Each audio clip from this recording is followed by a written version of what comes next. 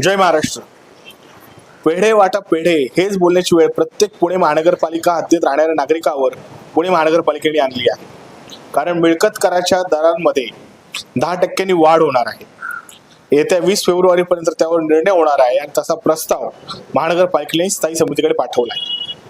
आधीच महागाईने सर्वसामान्य जनता त्रस्त आहे आणि हा एक नवीन खर्च नागरिकांच्या बोकांड्यावर पुणे महानगरपालिकेने आणला आहे. याआधीही पुणे महानगरपालिकेने पी.एन. पार्क आणलेलीच आहे. शिवाय पुणेकरांना जे पाणी मिळतंय ते पाणी देखील आता त्यावर देखील पैसे भरावे लागणार आहेत. त्यासाठी लागणारे जे मीटर आहेत ते मीटर बसवण्याचं काम ऑलरेडी L&T कंपनीकडे देण्याचा प्रस्ताव महानगरपालिकेने पुढे नेलेला आहे. आणि हे सगळं होत असताना पुण्याचे लोकप्रतिनिधी मात्र गप्प आहेत. आश्चर्याची गोष्ट आहे. म्हणजे ज्या पुणेकर नागरिकांनी भारतीय जनता पक्षाचे एवढे नगरसेवक निवडून दिले आणि त्यातला एकही लोकप्रतिनिधी या गोष्टीच्या विरोधात बोलायला तयार नाही. बरं, तुम्ही करवाढ करताय आणि नागरिकांना त्या प्रमाणात सुविधा देताय का?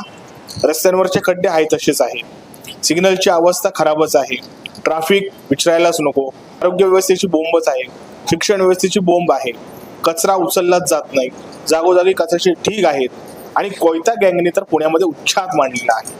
असं असताना तुम्ही नेमका हा कर कशासाठी घेत आहात याचं स्पष्टीकरण पुणे महानगरपालिकेने प्रत्येक नागरिकाला दिलं पाहिजे.